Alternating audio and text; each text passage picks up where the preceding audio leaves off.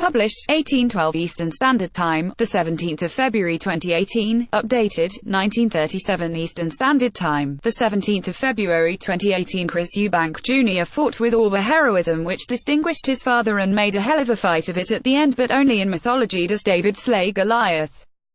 George Groves was not only the bigger but the truth which Junior and Senior will find harder to swallow than the blood running down the son's face is that he was also the better. Size counts most heavily of all in the prize ring, and exciting as the warrior spirit of Eubank made it at the finale, he was not only outpunched but at times manhandled like ragdoll in the grip of a gorilla. George Groves successfully defended his WBA world title and booked his spot in the World Boxing Super Series final. Both fighters claimed victory at the end of the fight, but it was Groves who took the decision. 117 to 112, 116 to 112, 115 to 113. Groves left the ring with his belt in a sling after sustaining a suspected dislocated shoulder in the last round. Eubank Jr. was left bloodied at the final bell, the cut he sustained in Round 3. Continuing to weep throughout the fight, Eubank sensed he needed a knockout or a stoppage and lunged forward, throwing the kitchen sink at Groves. Jeff Powell's scorecard: George Groves round, Eubank Jr. 101, 9, 102, 9, 103, 9, 104, 9, 105, 9, 9, 6, 10, 9, 7, 10, 10, 8, 9, 10, 9, 9, 10, 10, 9, 9, 11, 10, 9, 12, 10, 116, total 112. The Saint goes on to the summer final of the new World Super Series tournament, carrying with him his major WBA belt and the EBO trifle, of which he relieved Eubank, almost as an afterthought. There, Groves is likely to face another fast-rising young Englishman. Callum Smith is the favourite to beat Jürgen Brahmer in next Saturday's second semi-final in Germany. He goes there with the satisfaction of having treated Eubank to a masterclass in the first half of the fight, and then outlasted him in the trenches in the final third. The blood-gushing former cut above the right eye sustained at the end of the third, combined with a swelling elsewhere on his face, bore testimony to his courage. At the halfway stage he was so far behind on the cards that a lesser young man might have crumbled. Taking heart from being spared the ignominy of the knockdown when referee Michael Alexander ruled 2 touchdowns as slips, he hurled himself at the rock called George Groves to the bitter end. But the fight went exactly as many of us had imagined. Although it was no less exciting for that. The Saint goes marching on. The future for Junior would appear to be back down in his rightful division, middleweight. Groves established his jab from the first bell as expected and took charge to win the open round comfortably. The WBA champion edged the second round but was momentarily rocked by an arcing left hook from Eubank Jr. Groves continued to pop out his jab at regular intervals and feint to keep his opponent at bay, who kept looking to get closer. A bulk of the throng were behind Groves, but Eubank stayed focused. The expected opening charge from Eubank was not forthcoming. Groves, looking the bigger on the night even though Eubank had surprisingly weighed in the heavier, got that stiff left jab working early to comfortably take a kg first.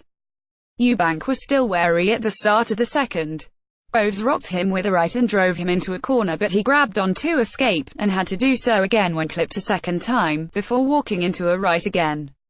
The crowd sensed blood as Eubank was rocked again, but sensing the danger he went on the offensive, trapping his man in a corner. Groves is a wily competitor, well versed in the ring waltz, and rode the attacks cleverly to edge a closer third round. It was at the start of the fourth round that the cut above Eubank's right eye became visible, sustained in his one mauling assault. Eubank landed a solid left in the fourth, but still found himself outpunched.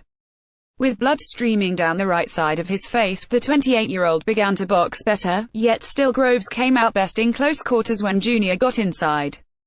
Groves continued to control the range and frustrate Eubank, who sustained a deep cut to his eye after a clash of heads. Groves was doing well to smother Eubank's work up close and managed to clinch before the referee intervened. As the fight progressed, Eubank Jr. began to get desperate and went in search for the knockout with wild swings. The pair of super middleweights began to trade heavy blows in the 8th round as the fight threatened to catch fire. Both men were warned for catching the back of the head as the scuffles turned ugly, but Eubank finally connected with enough of his wild swings to trouble the scorer of this card for the first time. There was still a long road back.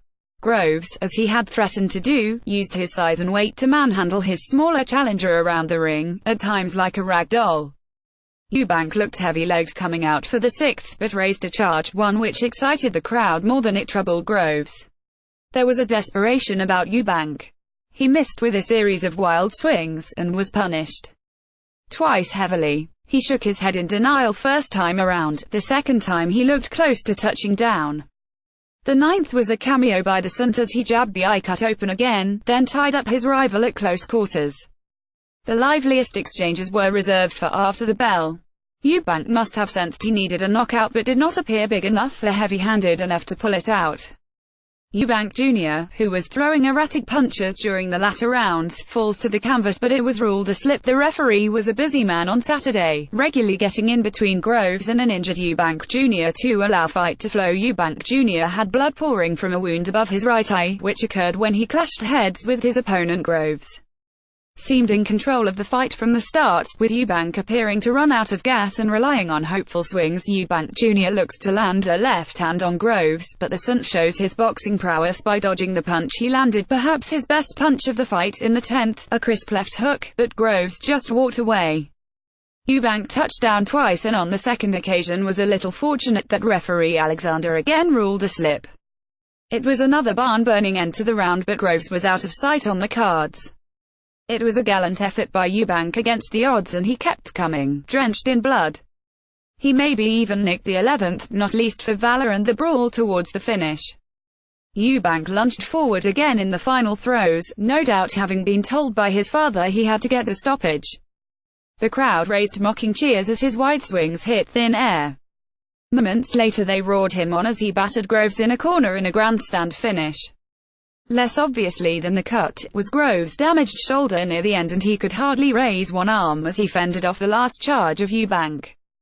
It didn't much affect the scores in a unanimous decision: 117 to 112, 116 to 112, 115 to 113. A general view of the Manchester Arena ring as Eubank and Groves go head-to-head in what turned out to be an exciting bout. Eubank Jr. makes his entrance prior to the super middleweight showdown, while his father holds onto a Union Jack flag. Groves makes his entrance inside a buzzing Manchester Arena while his challenger soaks up the Saturday night atmosphere. Eubank Jr., who donned black shorts, climbs over the ropes and into the ring for the World Boxing Super Series showdown. Eubank Sr. joined his son in the ring prior to fight, and could only watch on in frustration as Groves produced a masterclass.